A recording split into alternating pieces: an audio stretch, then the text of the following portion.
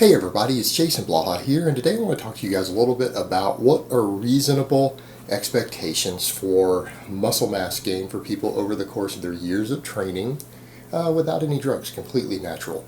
So let me put on my +5 hat of weaponsmithing, work on skilling up my crafting a little bit, and let's talk about this. And the reason we need to talk about this is so that people understand what's achievable, what's doable, why it's doable, and to not be taken in by people who are trying to scam them with different things, by people who've dramatically exceeded these numbers. And when I throw these numbers out there, people sometimes get confused because they feel like they personally have passed this when they don't really understand the context of it. And it's really hard to put these numbers on certain people. When I give what's a reasonable expectation of how much muscle a given frame will hold, our starting point kind of assumes you're already fully grown, you're fully developed, and you haven't starved muscle off through some muscle wasting disease, just under eating, things like that. And so it has to assume you're in the normal BMI range. When you go look at that BMI chart, if you started below the normal range, this is different for you. If you started lifting below about age 20, this stuff changes for you. Now, what's a reasonable expectation of somewhere between 20 and 30 pounds of muscle gain over the course of your lifetime? And people will say, well, what makes the difference there? Why is that's such a big range? With someone who's just really greatly genetically gifted going to be 30? No, not if they're 5'7". That range is because height varies a lot. Someone who's shorter, closer to 20 pounds is going to be a reasonable expectation. If you're 5'5", 5'6", something like that, probably 20 pounds. All right, 30 pounds is for someone probably 6'2" or more. 30 pounds of muscle gain. And usually the average is going to be about 25, and that's what I tell people. Expect to gain over the course of your training about 25 pounds of actual muscle mass. Where that gets messed up, where that gets convoluted and confused is because a lot of people will say, well, I started at 110 pounds. I started at 110 pounds. Now I'm 140 and I'm still pretty lean. I don't understand. Well, it would be a male that's saying this. Well, the thing that I would point out to them, no healthy adult male is ever 110 pounds. All right, you were probably extremely skinny, an undereater. That's almost like a skeleton. And what people need to understand, everyone has muscle on their body. All right, you have muscle on your body even if you've never exercised a day in your life. People who sit around playing video games all day still have muscle. When you lose weight, if you don't lift weights, you lose muscle. If you're underweight, you've probably lost a lot of muscle. So you take someone who's 110 or 120 pounds when they should be 140, 145 for their height is a healthy body weight.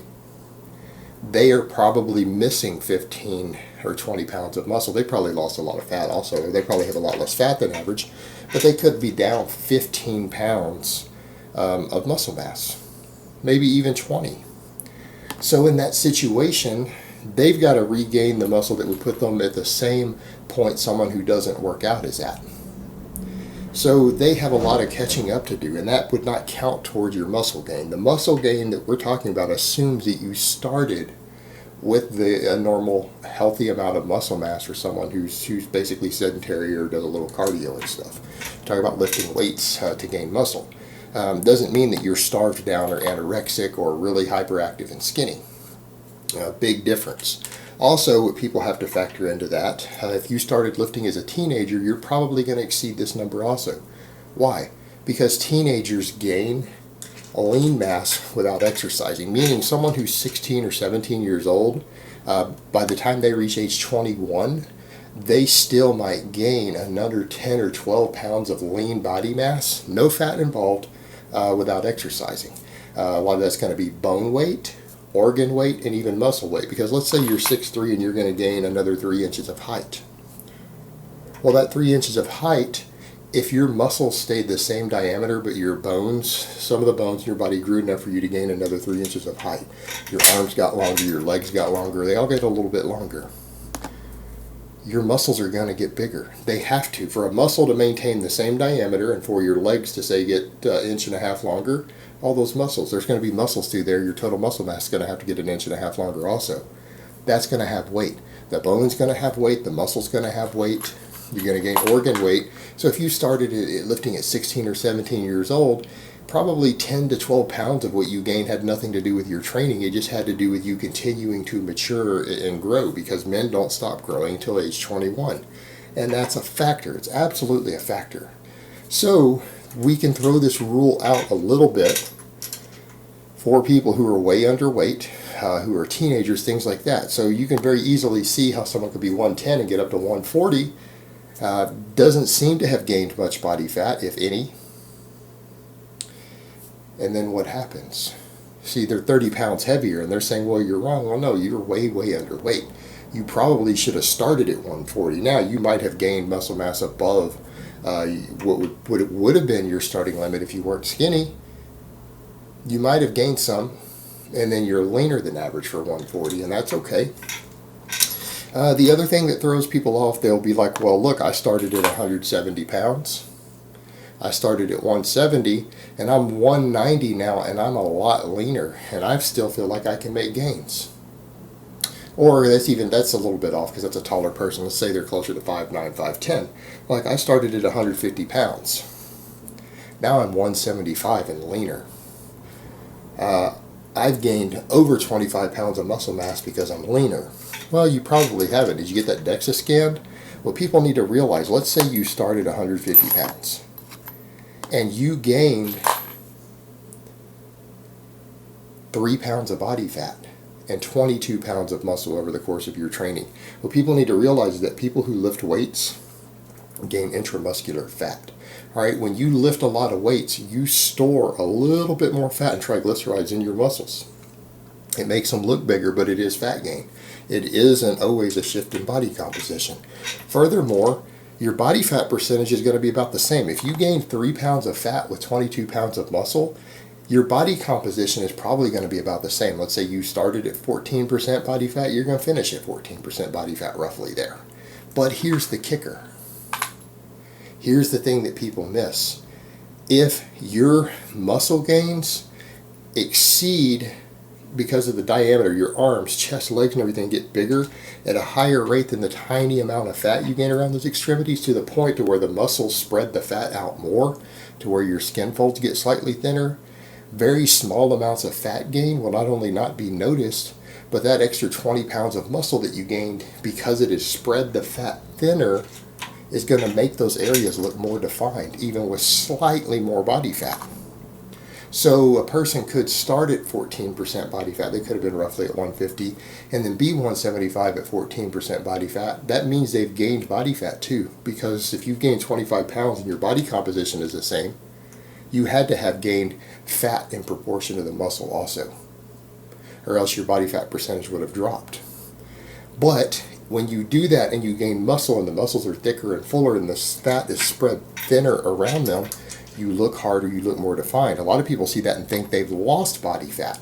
So that's a classic example of someone who only gained 22 pounds of muscle, roughly, 3 pounds of fat, but they look slightly leaner.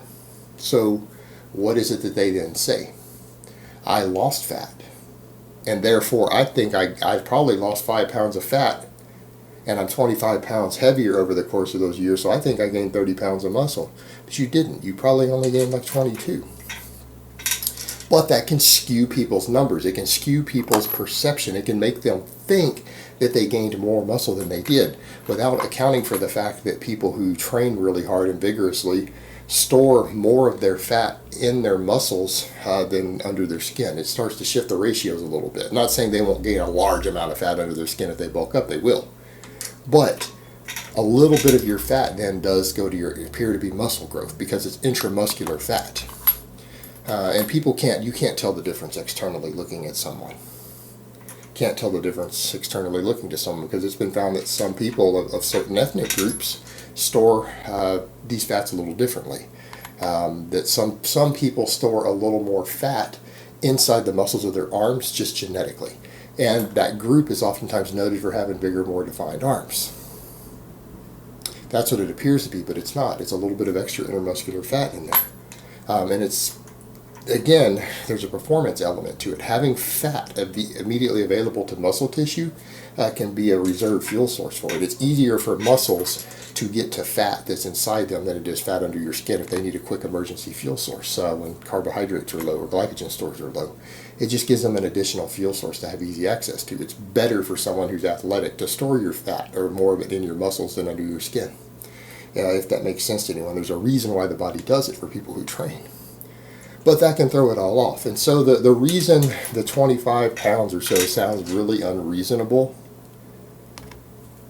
is because there are people who start really underweight, and so therefore that seems to throw it off because they have less muscle than they should have starting out, and this number assumes you have a reasonable, healthy amount of muscle. People who started training before their body was done growing, and a lot of the extra lean weight that they gained had nothing to do with their training, it had to do with them maturing, so they have two things going on. Or three, people mistaking no change in body composition or even small gains in body fat over their years of gaining muscle with the fact that they look more defined, meaning that they lost fat when in fact they actually gained a little bit of fat. And so those are things that can create a little bit of confusion on this topic and make the numbers seem differently than they are. When the reality is for most people gaining about 25 pounds of body fat or muscle mass over the course of their lifetime is actually very reasonable, and it's actually quite good. If you can gain 25 pounds of muscle mass over your course of lifting completely natural, that's actually pretty good, and you're going to look like a totally different person if you do that. Alright guys, but that's really all I have to say on that today. I hope it's been informative, and I will talk to you guys next time.